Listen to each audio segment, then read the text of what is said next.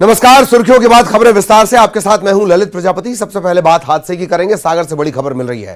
तेज रफ्तार ट्रक ने बाइक को टक्कर मार दी। बाइक सवार 3 लोगों की मौके पर मौत हो गई। पुलिस ने ट्रक को जब्त कर लिया है। मामले की पड़ताल शुरू कर दी गई है। बांदरी थाना इलाके का ये पूरा मामला है। सागर से बड़ी खबर आपको बता दें, तेज रफ्तार ट्रक ने बाइक को अपनी चपेट में ले लिया। बाइक सवार 3 लोगों की मौत हो गई। लगातार बढ़ते हादसे और अब सागर से हादसे की खबर। बांदरी थाना इलाका लगता है। पुलिस पड़ताल में जुटी हुई है। तेज रफ्तार ट्रक ने बाइक को टक्कर मारी। बाइक में सवार 3 लोगों की जान चली गई।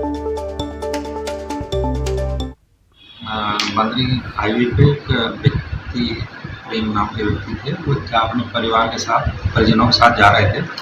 तो एक ट्रक की चपेट में आ जाने के कारण दुर्घटना घटित हो गई थी, तो जिसमें उनकी मौके पर ही मृत्यु हो गई थी।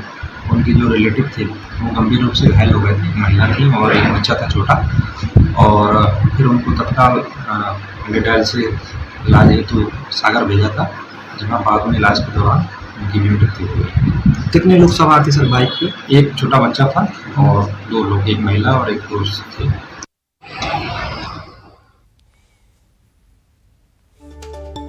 वो बाइक में ये तीनों लोग सवार थे। ट्रक जब्त कर लिया गया है। मामले की पड़ताल भी शुरू कर दी गई है। बांदरी थाना इलाके का पूरा मामला। सड़क हादसे, लगातार बढ़ते सड़क हादसे। मध्य प्रदेश में सड़क हादसे और मौत पूरे देश में मध्य प्रदेश दूसरे नंबर पर। एक और हादसा, तेज रफ्तार ट्रक ने बाइक को टक्कर मारी। बाइक की ये तस्वीरें आप देख रहे हैं, बाइक ट्रक के नीचे आ गई। इसी से आप अंदाजा लगा सकते हैं कितना भीषण, भयंकर, दर्दनाक ये सड़क हादसा। सागर के बांदरी थाना इलाके का मामला। बाइक सवार 3 लोगों की मौके पर मौत हो गई। ट्रक को जब्त कर लिया गया है। पुलिस पड़ताल शुरू कर चुकी है।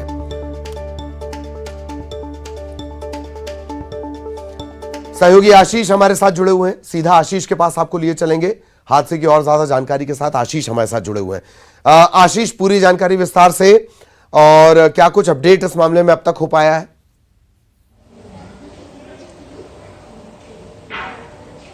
ललित, एक बड़ा हादसा सागर जिले के बांदरी थाना क्षेत्र अंतर्गत आया है, जबकि 3 लोग बाइक पर सवार होकर के ठाकुर बाबा के मंदिर में एक कार्यक्रम में शामिल होने के लिए जा रहे थे, जिसको प्रेम पटेल नामक युवक चला रहा था। उसमें मझली बहू सवार थी और उनका मझली बहू का जो 2.25 साल का पोता है दिव्यांश, वह भी सवार था। ट्रक के द्वारा इनको जोरदार टक्कर मारी गई। टक्कर मारे जाने के बाद ट्रक रुका नहीं और ट्रक उसको, बाइक को लेते हुए आगे बढ़ता चला गया, जिसमें प्रेम पटेल की घटना स्थल पर ही दर्दनाक मौत हो गई। वहीं मझली बहू और उसके पोते दिव्यांश को सागर के अस्पताल में, जो मेडिकल अस्पताल है, वहां पर रेफर किया गया, लेकिन वहां पर रास्ते में ही उनकी मौत हो गई। घटना की जानकारी लगने पर के बाद बांदरी थाना पुलिस के द्वारा तत्काली मौके पर पहुंच करके ट्रक को जब्त किया गया, लेकिन ट्रक चालक वहां से फरार हो गया।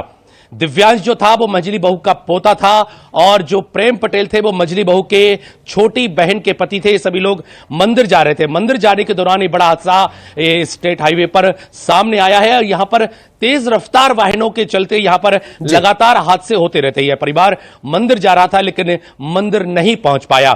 पुलिस से जब हमारी बात हुई तो पुलिस का कहना था कि इस मामले में ट्रक को जब्त कर लिया गया है। पूरे मामले में जांच की जा रही है।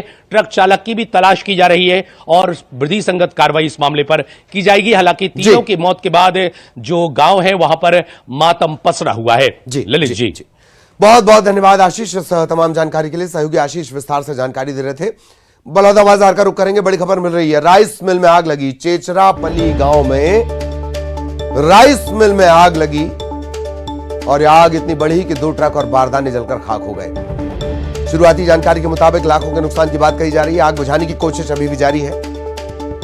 देखते ही देखते ये आग लगी और फैलती चली गई। चेचरापल्ली में चेचरापल्ली गांव है जहां राइस मिल में आग लगी। इस आग की चपेट में 2 ट्रक आ गए। देखते ही देखते वो भी राख में तब्दील हो गए। बारदाने जलकर खाक हो चुके हैं। लाखों के नुकसान की बात कही जा रही है। इधर दुर्ग में भी आग लगने की खबर आई है। दुर्ग में पैरा में भीषण आग लगी और पैरा पूरी तरह जलकर खाक हो गया। फायर ब्रिगेड की टीम ने आग पर काबू पा लिया है। निकुम गांव की पूरी घटना है। अंडा थाना इलाका लगता है। अंडा थाना इलाके के निकुम गांव में पैरा में आग लगी और देखते ही आग फैलती चली गई।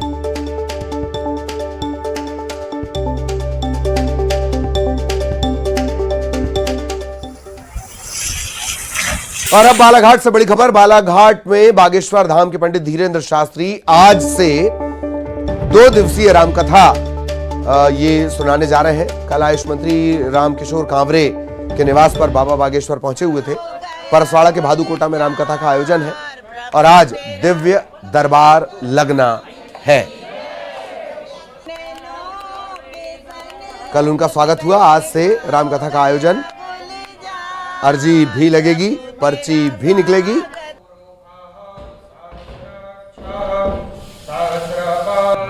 और सीधे आपको बालाघाट लिए चलेंगे। सहयोगी श्रीनिवास आपको नजर आ रहे होंगे, सीधे बालाघाट आपको लिए चलेंगे। श्रीनिवास, आयोजन के बारे में भी जानकारी दे, क्या कुछ माहौल, किस तरह की स्थितियां? जी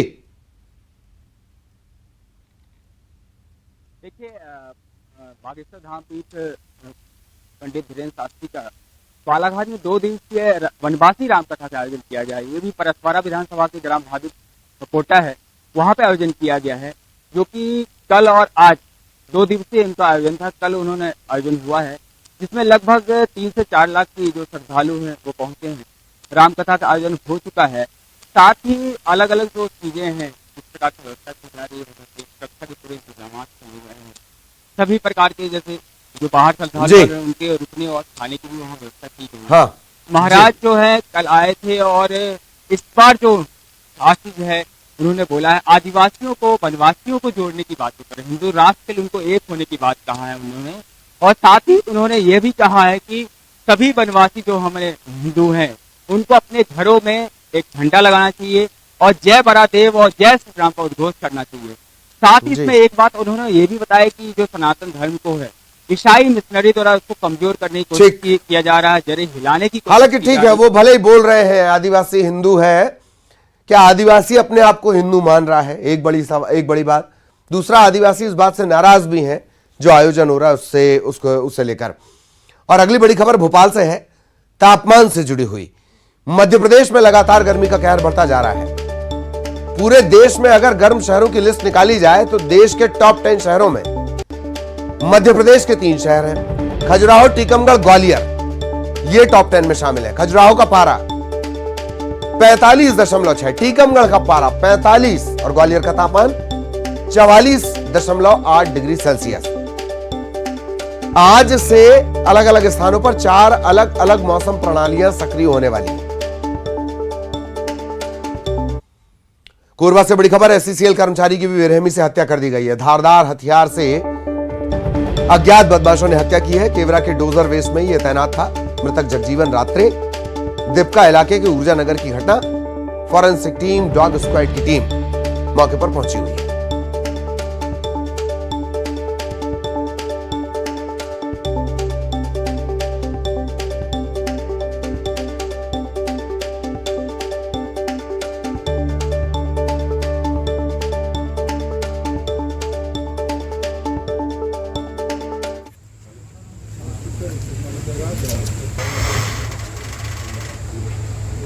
एससीसीएल कर्मचारी की बेरहमी से हत्या का पूरा मामला। धारदार हथियार से अब तक जो जानकारी मिली है उसके मुताबिक अज्ञात बदमाशों ने हत्या की है। गेवरा के डोजर वेस्ट में ये जगजीवन रात्रे तैनात था। दिपका इलाका ऊर्जा नगर की पूरी घटना है। फॉरेंसिक टीम पहुंची हुई है, पड़ताल शुरू कर दी गई है। फॉरेंसिक टीम के साथ साथ डॉग स्क्वाड पहुंची हुई है और आगे की पड़ताल की जा रही है। अज्ञात बदमाशों ने धारदार हथियार से हत्या की है। शुरुआती जांच में ये बात सामने आई है। सहयोगी अब्दुल असलम हमारे साथ जुड़े हुए हैं। अब्दुल, पूरी जानकारी विस्तार से। जी, ये दीपका थाना क्षेत्र में ये घटना सामने आई है, जहां पर ये एससीसीएल कर्मी रहता था और बीती रात लगभग 2 बजे के करीब पुलिस को की जानकारी लगी कि इनकी घर में खून से सनी हुई लाश मिली है। और उसके बाद पुलिस मौके पर पहुंचकर मामले की जांच शुरू कर दी है। चूंकि रात का समय था तो अभी फोरेंसिक टीम और डॉग स्क्वाड की मदद से जांच की जा रही है कि पूरे मामले की। चलिए, बहुत धन्यवाद अब्दुल इस तमाम जानकारी के लिए। और छत्तीसगढ़ सरकार 3 दिवसीय राष्ट्रीय रामायण महोत्सव आयोजित कर रही है, इसे लेकर सियासत भी हो रही है। छत्तीसगढ़ में रामायण महोत्सव होने जा रहा है। रायगढ़ में 1 जून से 3 जून तक राष्ट्रीय रामायण महोत्सव का आयोजन होगा। राज्य की सरकार इसे भव्य बनाने के लिए बड़े पैमाने पर तैयारी कर रही है। रामायण महोत्सव में सिर्फ देश से ही नहीं बल्कि दूसरे देशों से भी लोग आने वाले हैं। लेकिन चुनावी साल में हो रहे इस आयोजन पर सियासी बयानबाजी भी खूब हो रही है। बीजेपी पहले ही इसे चुनावों में वोटर का ध्यान खींचने कवायद बता चुकी है। लेकिन सवाल ये है कि क्या श्री राम पर हो रहे इस सरकारी आयोजन से बीजेपी खुद को दूर रखेगी? बीजेपी के प्रदेश अध्यक्ष अरुण साव का कहना है कि श्री राम के प्रति हमारी बड़ी आस्था है, लिहाजा निमंत्रण मिलेगा तो शामिल होने पर विचार किया जाएगा। देखिए, रामायण महोत्सव का निमंत्रण मिलेगा, निश्चित रूप से विचार करेंगे। राम के हर कार्यक्रम में हमें तो आस्था है। उधर सीएम भूपेश बघेल ने अरुण साव के बयान पर जवाब भी दे दिया।